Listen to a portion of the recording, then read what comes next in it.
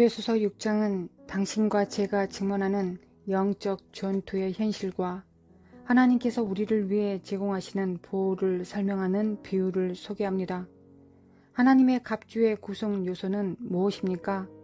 무엇보다 먼저 바울은 당신이 악마를 물리치려면 진리의 띠를 착용함으로써 갑주를 사용해야 한다고 말합니다. 로마 군인은 튜닉을 입었고 이 튜닉이 방해가 되지 않도록 하기 위해 띠를 착용했습니다. 모든 것을 함께 묶기 위해서 이 띠를 그의 허리 주위에 두었습니다. 지금 그리스도인의 삶에서 우리의 띠는 진리의 띠요, 진리의 띠는 우리의 삶을 주관하는 하나님의 말씀을 나타냅니다. 아침에 눈을 떴을 때 우리가 가장 먼저 손을 뻗어야 할 것은 하나님의 말씀입니다. 하나님의 말씀이 우리 삶에 들어오게 하십시오. 진리는 우리의 갑주에 안전함과 힘을 주는 것입니다. 이 세상의 신은 거짓의 압이라는 것을 기억하십시오. 당신은 하나님의 자녀로 이 땅에 살고 있기 때문에 매일 진리의 하나님으로 무장하는 것은 필수입니다. 하나님의 자녀인 내가 하나님의 말씀에 의문을 품고 있다면, 하나님의 말씀을 믿지 않는다면, 내가 하나님의 말씀을 모두 받지 않고 그것을 적용하지 않는다면 사탄이 승리하게 될 것입니다. 진리의 띠는 하나님의 말씀을 내 삶에 적용하는 것을 의미합니다. 사탄은 거짓말쟁이입니다. 만약 내 허리에 진리로 띠를 띠고 있지 않다면 나는 그의 거짓말을 믿을 것입니다. 우리 자신이 성경에 잠기고 우리의 삶에 진리를 적용하는 것은 중요합니다. 하나님의 말씀인 진리의 띠를 띠고 그 다음 단계는 의의 흉배를 앞뒤로 두르는 것입니다. 전쟁의 열기 속에서 두 장치로 갑옷이 보호됩니다. 그 의는 우리의 의가 아닙니다. 이사야 64장 6절에서 우리의 의는 다 더러운 옷과 같다고 했습니다. 그것은 우리 자신의 의와 아무 상관이 없습니다. 우리가 구원을 받을 때 받는 예수 그리스도의 의와 상관이 있습니다. 우리의 의는 이제 예수 그리스도의 완성과 사역과 그가 우리를 위해 십자가에서 행하신 일을 믿는 것에서 옵니다. 사탄이 당신과 저에게 와서 말합니다. 너가 이것을 했다. 너는 그 나쁜 짓을 했다. 하나님은 너 같은 죄인을 사랑하지 않으신다. 포기해. 너가 겪고 있는 모든 것은 그럴 만한 이유가 있기 때문이야. 내가 한 일 때문에 왜 하나님께 기도하려고 하니? 그는 너와 같은 사람들의 말을 듣지 않아. 그냥 포기해. 우리는 의의 흉배를 가지고 있습니다. 마귀가 우리를 참소하면 그리스도의 의가 그에게 응하십니다. 지금 제 말을 듣고 있는 많은 그리스도인들이 있습니다. 마귀의 참소에 의해 패배하고 있습니다. 당신은 기도하려고 하는데 갑자기 온수가 당신의 마음을 공격하고 고소를 제기합니다. 내가 무슨 권리로 하나님께 기도하느냐? 내가 그리스도에게 오기 전에 범했던 죄를 기억해봐라. 그리고 내가 하나님의 자녀가 된 이후에 지은 죄를 하나님께서 다 알고 계신다. 그런데 너는 무슨 권리로 기도하느냐? 너가 그 사람에게 했던 나쁜 짓을 생각해봐라. 너는 사함받을 수 없는 죄를 지었다. 너가 했던 그 많은 거짓말들을 기억해봐라. 만약 참소자의 말을 들으면 그는 당신을 패배시킬 것입니다. 당신의 입장을 지키십시오. 이러한 생각이 당신의 마음에 떠오를 때 자신과 참소자에게 상기시키십시오. 나는 나 자신의 의의를 입고 있지 않다. 나는 예수 그리스도의 의의를 입고 있다. 사탄이 참소자로 당신에게 올 때 당신이 싸울 수 있는 유일한 방법은 단순히 싸움에 끼어들지 않는 것입니다. 당신은 방해가 되지 않도록 해야 합니다. 그리스도의 의에 당신은 방해가 되지 않아야 합니다. 그리스도의 의가 사탄을 처리하도록 하십시오. 당신이 해야 하는 모든 것은 의의 흉배를 붙이는 것입니다. 당신 자신과 참소자에게 상기시키는 것입니다. 나는 자신의 의의를 입고 있지 않다. 나는 나 자신의 의의를 입고 있지 않다. 나는 예수 그리스도의 의의를 입고 있다. 그 다음 계속 기도하고 계속 주님을 찾으십시오. 사탄은 이에 응할 수 없습니다. 왜냐하면 예수 그리스도의 완전한 죄 없는 삶을 탓할 수 있는 존재는 없기 때문입니다. 저는 신자들이 기도하지 못하게 하는 가장 큰 전술 중 하나는 참소자가 우리에게 올 때라고 믿습니다. 의의 흉배를 붙이십시오. 하나님께서 당신의 기도를 들으실 것입니다.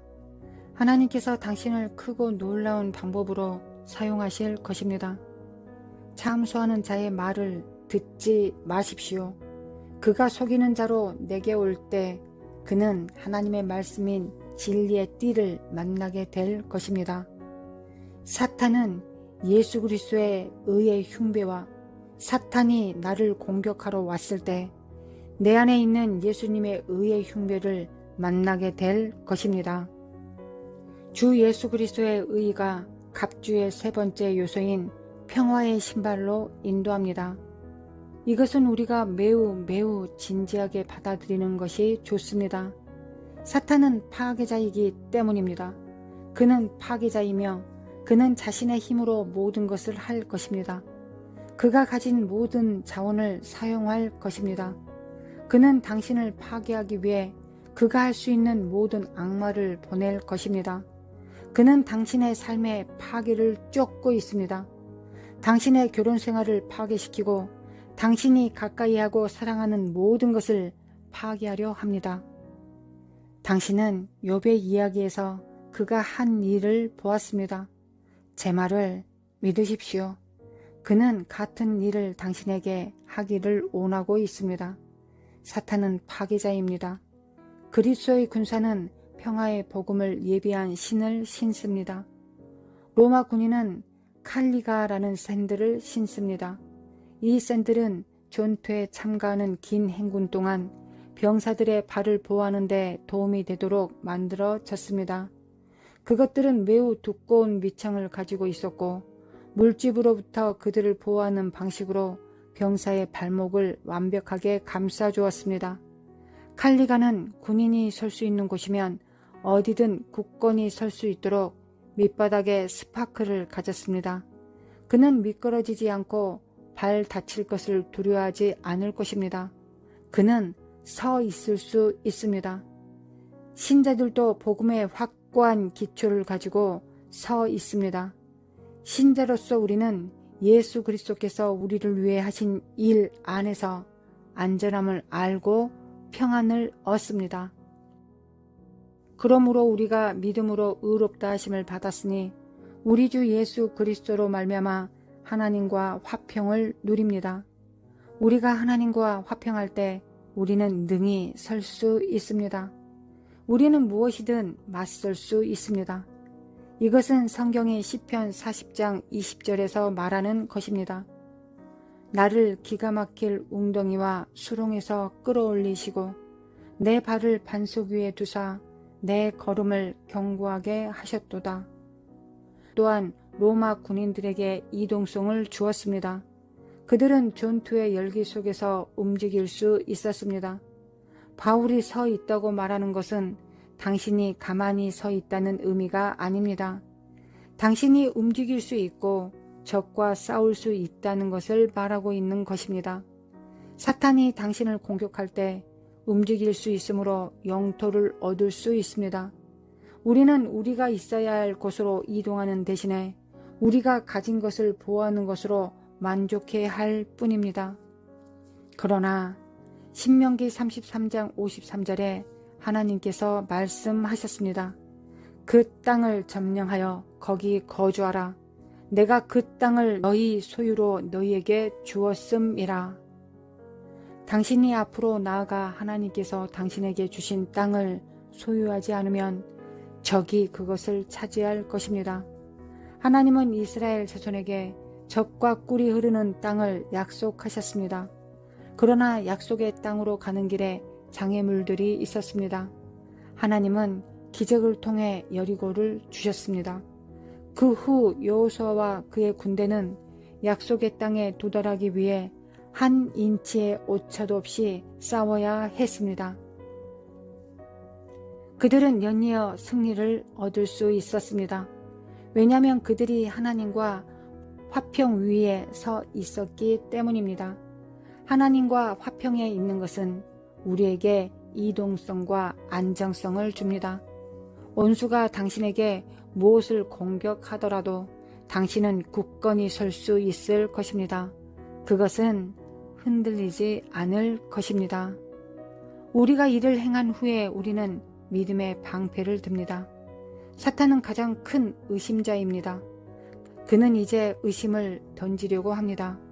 바울은 이러한 의심을 악한 자들의 불화살에 비유합니다. 당신이 거기 앉아 있다가 갑자기 아무 이유 없이 가장 불경건한 생각이 나온 적이 있습니까? 그것이 바울이 말하는 것입니다. 사탄이 우리의 마음을 읽을 수 있다고 말하는 성구는 없습니다. 그러나 저는 사탄이 우리의 마음에 영향을 미칠 수 있다고 말하는 성경 구절을 알고 있습니다. 사탄은 당신의 마음에 어떤 것을 던지고 싶어 합니다. 그는 의심과 두려움, 어두운 생각, 증오, 질투, 교만을 던지고 싶어 합니다.